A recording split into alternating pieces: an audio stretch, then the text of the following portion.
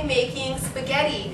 This is actually my mother-in-law's recipe for spaghetti, and my kids really like this spaghetti, and I think you'll enjoy it too in my garden. So any chance I have to make a recipe with tomatoes, I'm going to be doing that for a while because we have so many tomatoes out there.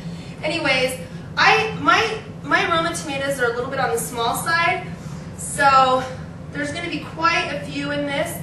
You can use any kind of tomato you want, but these happen to be the kind I have in my garden, so that's what we're going with today. And I'm basically just going to be loading my blender up with tomatoes. So this is a 6-cup blender, so 6 cups of sliced up tomato, and I'm just giving them a quick slice in half. And I've got 4 cloves of garlic. Those pieces they're not the biggest, so if it's a nice big piece you've got, you might only want to do 2. I've got a small onion that I've cut in half, and I've got half of it here. And I've got a few more pieces of it over there, and I'll show you what we're going to do with that in a minute.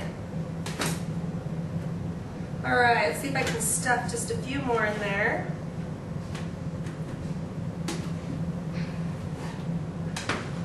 Alright, I'm going to put a little bit of water in there. That way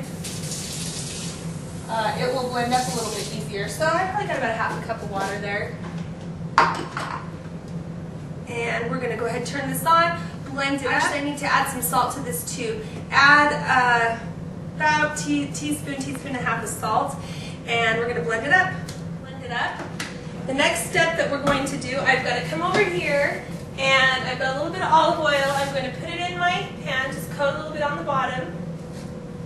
I've got my pan on medium-high heat, and I've got a few pieces of that onion that I told you that I saved, and I'm going to put them in and just let them fry up. And after those start to fry up, I'm going to pour my sauce in. So we'll give those just a minute to do their thing. While they do their thing, we will be right back. Alright, so my onions were tender, and so I went ahead and I added my sauce. Once your onions get tender, you're just going to pour that sauce in, and you're going to let the sauce simmer for about 15 to 20 minutes on medium heat. Now, I already prepped my spaghetti noodles. I did that first, and I didn't do that with you because it's just the regular way that you boil spaghetti noodles. There's nothing tricky about that. I boiled them and they're here ready. The only thing I say, I added a little bit of olive oil and salt to the water. That'll help keep it from sticking and give it flavor. Now over here, I have 10 ounces of Oaxaca cheese that I've cubed, and I also have some ham. This is deli ham. You can use whatever kind of ham you like. My mother-in-law would traditionally use a cooked ham. I have a black forest ham. That's just what I prefer. I've cubed that up as well, and there's about 12 ounces of that here. And these are just going to wait while our sauce simmers. As soon as our sauce is finished simmering, we will put it all together. Also, I have a 9x13 pan. You just need to either spray it with some nonstick spray or get some butter and put the butter all around the edges so that we don't have any sticking when we take it out of the oven. So get all those little prep things done, and when we come back, we'll assemble it, put it in the oven, and we'll be good to go. All right, now for about 20 minutes. We're going to shut that off. I've drained all the water out of my spaghetti noodles, and I used about 20 ounces of spaghetti. I'm going to pour my sauce right over my spaghetti noodles, and then I'm just going to use my tongs. To kind of get the sauce going through the noodles. Then I'm going to take my ham that I've diced, and I'm going to put the ham in there, and I'll just, same thing, just use my tongs to mix it up. Now you want to make sure you use a generous amount of salt. You don't want to go too easy on it because you have to remember that's really the only seasoning that's in this. Alright, so next step, I'm going to pour this right into my 9x13 pan. It smells wonderful.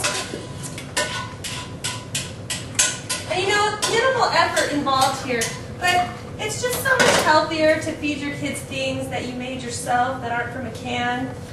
And I'm going to take my cheese that I've diced up. I'm going to put that in all over. Now, I'm a cheese lover, so I'd probably put more cheese on this than most people would, but I love cheese. And Farron loves cheese too. Oh, thank you, Farron, for helping. All right, we've got that all taken care of. I'm going to put this in an oven 375 for about 20 to 25 minutes. And when we take it out, we'll plate it up and eat it fast because we've got to get to a game. All right, we'll see you back here in a minute. Oh, yes, I changed my clothes while we were gone. It's not a new day. I just wanted to get my clothes on to go to the football game. All right. This looks very, very good. Put it over here. It's really hot. Our cheese is melted. I've got to get a plate.